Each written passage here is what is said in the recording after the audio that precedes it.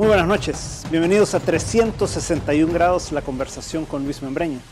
Este día vamos a hablar de un tema que está en todas las noticias, que en las últimas semanas ha sido muy importante y que tiene una gran relevancia para El Salvador también, y es el caso de Venezuela. Venezuela es un país que está pasando por una convulsión social muy importante. Vamos a tratar de desmenuzar qué es lo que está pasando en Venezuela y tratar de sacar algún tipo de implicaciones que esto puede tener para nuestro país también. Así que le damos la bienvenida a nuestros dos invitados. Norman, muchísimas gracias por estar con nosotros. Gracias, Luis. Y Ricardo también, muchas gracias. Muchas gracias por la invitación, Luis. Norman, tú eres de origen venezolano, sí, a pesar de que ya eres más salvadoreño que venezolano, diría yo. Pero, ¿por qué no nos cuentas un poquito de tu vida? Así algo resumido, solo para que la audiencia pueda conocerte un poco. Y luego ya entramos en materia. Perfecto. Tengo casi 40 años en el país. Vine casi por accidente. Casado con salvadoreña 2 veces. Eso no fue accidente. Y me enamoré de tu tierra, de la tuya. Aquí hay muchísimo, había una calidez muy particular. En Venezuela la gente siempre iba muy acelerada y eso me llamó mucho la atención aquí. Recuerdo estando en un almacén de tela, en donde la persona con quien yo fui pidió casi 15 veces que le bajaran un rollo de tela y la dependienta nunca dijo nada. Solo fue siempre muy amable. ¿Cómo no? Y aquí baja. Eso en Venezuela de aquel entonces. Yo creo que al tercer rollo le hubieran preguntado o compra o bájele usted misma. Pero ya más en serio, me enamoré de El Salvador. Tuve un contacto con lindísima gente. Sigo teniendo contacto con lindísima gente. Y esos 40 años me han servido para hacer una vida. Mis hijos salvadoreños. Conozco el terreno salvadoreño quizás más que algunos salvadoreños. Lo he visitado por todas partes. Mi trabajo soy consultor. Y hay cosas que estoy seguro muchísimos de ustedes salvadoreños no conocen del interior de su tierra, que yo sí, y por eso estoy aquí. Perfecto. Ricardo, contanos un poquito, tú estás en CREO, que es una organización de jóvenes. Contanos un poquito. Bueno, CREO es una organización que busca hacer formación, información y motivación de jóvenes basada en principios liberales, democráticos y republicanos, bajo la idea de que cada individuo es el dueño de sí mismo, bajo la idea de que en democracia se toman las mejores decisiones, siempre y cuando se respete la voluntad de la mayoría y los derechos y libertades de las minorías. Y esto solo puede existir en un marco legal republicano en el que se entienda que nos gobiernan leyes y no reyes. Entonces eso tratamos de hacer en CREO, tratamos de formar jóvenes, de motivarlos a actuar, a cuestionar, a pensar y también de darles esta información de qué está sucediendo, cómo nos afecta y hacia dónde va el país dependiendo de las decisiones que se tomen. Norman, ¿qué está pasando en Venezuela? O sea, Venezuela ha venido en un proceso desde que Hugo Chávez llegó al gobierno. Recuerdo aquel golpe de Estado por, no me acuerdo si 48 horas o algo así, ¿verdad? Que luego vuelve al gobierno hasta que termina su régimen, luego sigue Maduro. ¿Por qué no nos haces un resumen de cómo llegamos a la situación actual de Venezuela?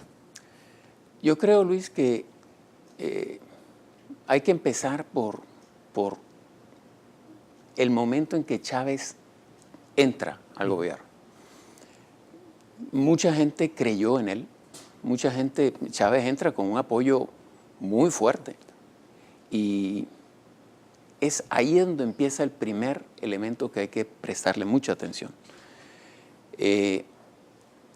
La desesperación de un pueblo cansado de una clase política que no les resolvía, no funcionaba, la corrupción galopante, igual, los problemas de allá eran los mismos que ahorita tenemos en todos nuestros países centroamericanos y latinoamericanos, en donde los hospitales no tienen suficiente medicina, las escuelas están mal equipadas, los maestros se olvida la gente de que son los que educan y llevan el futuro del país en manos de esos niños. y son los que a veces se olvidan de ellos. Eso estaba pasando en Venezuela. Aparte de un enquistamiento de la estructura política conocida, tradicional, que no había forma que se cambiase. La manera de hacer política seguía siendo siempre la misma. Y de pronto aparece una figura fresca, muy agresiva, muy creativa, con una manera distinta de hacer política, en donde proponía cosas que llamaban la atención. Y no había que ser un genio para proponer cosas que llamasen la atención en un río tan revuelto como estaba Venezuela en aquel entonces. Y eso es lo que lleva a la gente a darle apoyo a Chávez. Chávez entra con ese apoyo y ese apoyo gradualmente la gente empieza a ver el desempeño de Chávez. Yo en lo personal siempre consideré, a pesar de que no comparto la ideología y la tendencia de Chávez, pero siempre pensé que fue un momento interesantísimo que estaba viviendo Venezuela y que podría ser una excelente experiencia que Chávez fuera exitoso. Chávez tenía todo en las manos para ser exitoso. Era un hombre que venía de una extracción popular, se entra a la milicia, es militar, entra en un proceso primero de una estructura violenta de tratar de entrar al gobierno por un fallido golpe militar. Coincidentemente, de los 3 personajes que toman parte en ese acto, el único que falló en su cometido fue él. Los otros 2 sí funcionaron, pero eso valió que lo metieran en la cárcel. Pero posteriormente, por su actuación, él entra por la vía democrática. Chávez tenía todo, como te decía, un arraigo popular, porque viene de extracción popular, lo conocían, militar.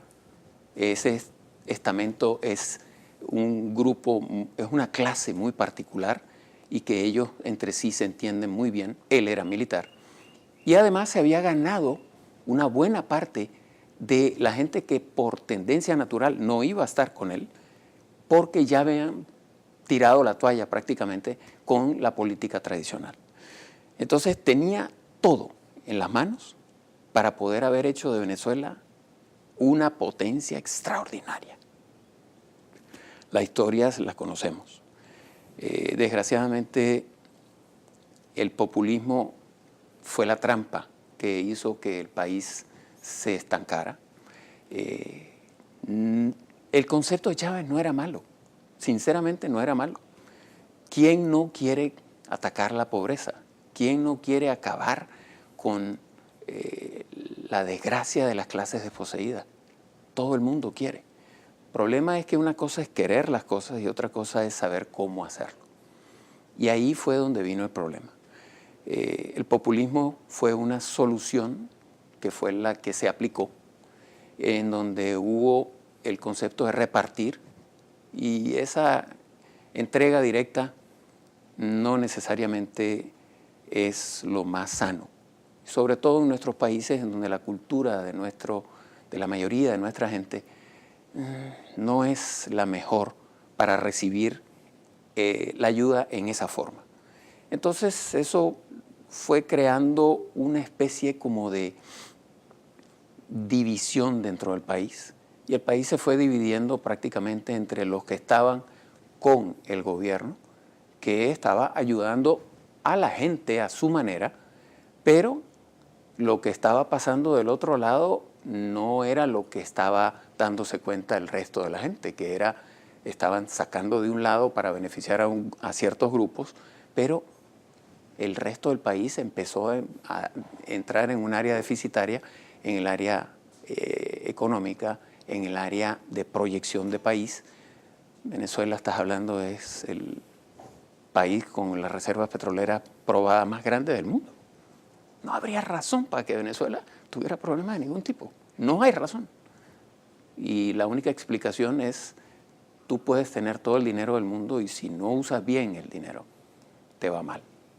Y desgraciadamente eso fue lo que pasó. Lamentablemente, a tu pregunta, ¿qué es lo que ha pasado en Venezuela? Cuando esta gente empieza a darse cuenta de que el populismo, espero que en algún momento se hayan dado cuenta, el populismo tiene un fin.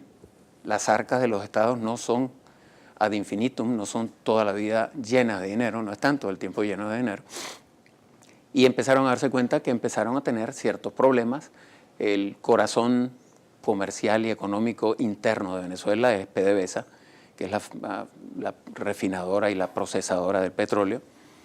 PDVSA es una compañía inmensa, inmensamente grande. Desgraciadamente PDVSA fue maltratada, fue utilizada como una caja para sacarle fondos, porque por ahí entraba el dinero del petróleo.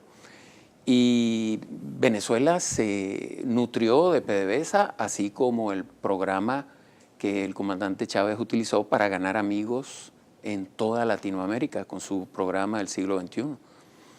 Y de PDVSA salía el dinero y se inyectaba dinero a todas partes, a manos llenas. Cuba se da cuenta de esto y Cuba desde muy temprano, es más, Cuba siempre ha tenido la intención, desgraciadamente, no Cuba como Cuba, el grupo de los Castro, los hermanos Castro, siempre tuvieron la intención de entrar a Venezuela.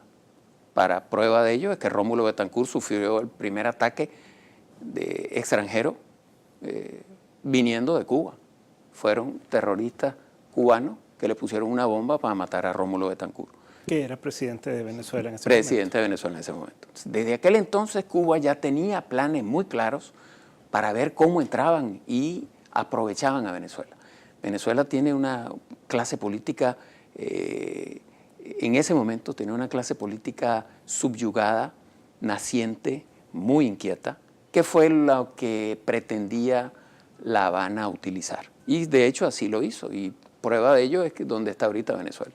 Okay, hacemos un corte comercial y continuamos después ya con la siguiente etapa de Venezuela.